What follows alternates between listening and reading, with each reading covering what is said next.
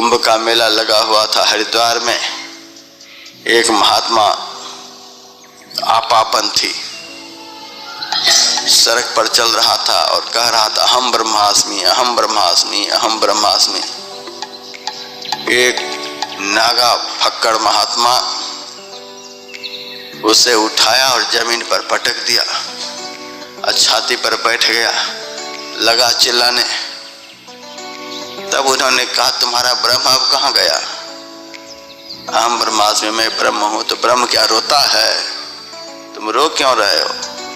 वो ब्रह्म गया कहाँ? जब तक बिल्ली सामने नहीं आ जाती, बिल्ली की पकड़ में तोता नहीं आ जाता, तभी तक वह तोता सीताराम सीताराम सीताराम रटता है। जैसे ही बिल्ली धड़ दबाती है वैसे टेंटे करने लग जाता है। ऐसे ही जब तक संकट की घड़ी सामने नहीं आई है तभी तक राम राम राम राम कर रहे हैं। जब महासंकट आता है तो बाप बाप चिल्लाने लगते हैं। हमारे गुरु महाराज कहते थे, मैं महात्मा गांधी को महापुरुष कहता हूँ। यदि वे महापुरुष नहीं होते तो मरते समय उनके मुंह से राम नहीं निकलता। और गुरु महाराज ने रावण के लिए भी कहा, असल में रावण राम का भक्त था। रावण यदि सही में दिल से भी पापी होता तो अंत काल में उनके मुंह से राम शब्द नहीं निकलता। कहाँ राम रण हतों पचारी, तासु तेज समान प्रभु आनंद, ऐसा लिखा हुआ है। रावण की देह से तेज निकला है और प्रभु के शरीर में समाविष्ट हो गया है। अंत काल में मुंह से राम निकले, यह साधारण बात है।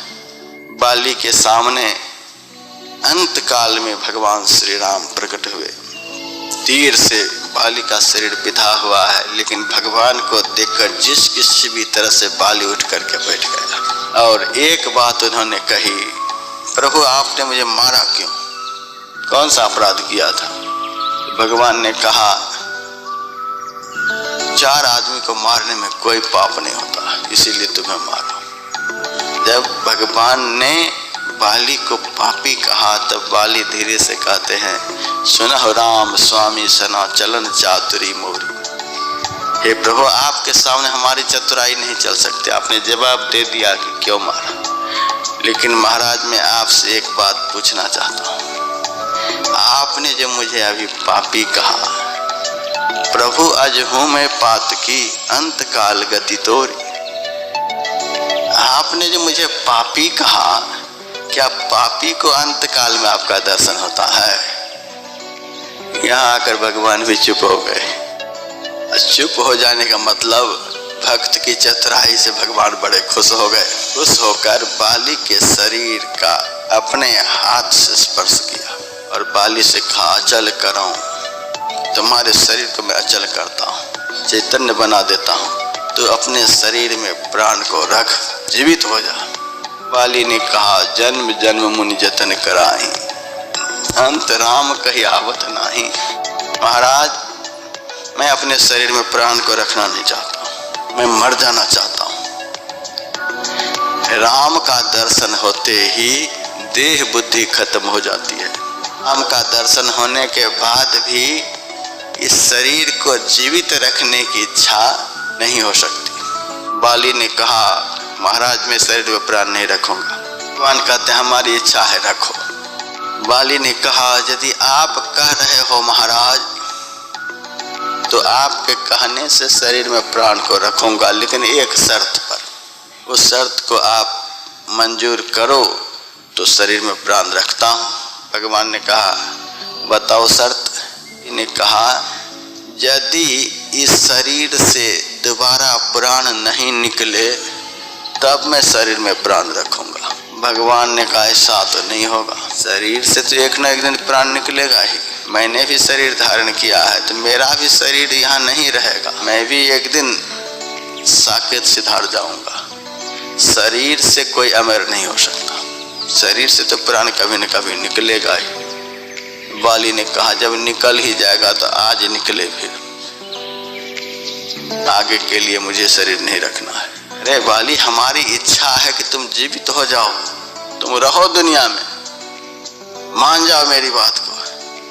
तब बाली कहता है ठीक है, तो दूसरी शर्त ही आप मान जाओ तो मैं शरीर में प्राण को रखूं, तो सुनाओ शर्त। बाली ने कहा सुनो महाराज, तरह से अभी हमारे शरीर से प्राण निकल रहा है और आप न जाने कहां से आकर मेरे सामने खड़े हो। उसी तरह से जिस दिन हमारे शरीर से प्राण निकले उस दिन आप कहीं भी दुनिया में रहो मेरे सामने आकर खड़े हो जाना। यदि इसी तरह का वातावरण भविष्य में कभी शरीर छोड़ते समय बने तब मेरा शरीर रहे। भगवान ने कहा यह भी नहीं होगा, यह तो न जाने किस जन्म के पुण्य से अंतकाल में तुम्हारे सामने मैं खड़ा हूँ। बाली ने कहा फिर मुझे शरीर में प्राण नहीं रखना है। भगवान कहते हैं तो कोई वरदान ही मांग लो।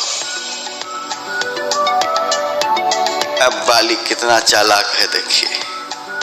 बाली ने कहा महाराज मैंने तो कभी आपका भजन किया नहीं, आपका ध्यान लगाया नहीं, आपकी सेवा की नहीं। महाराज मैं अपने कर्म के अनुसार जहां कहीं भी जाऊं, जिस किसी भी जोनी में जाऊं,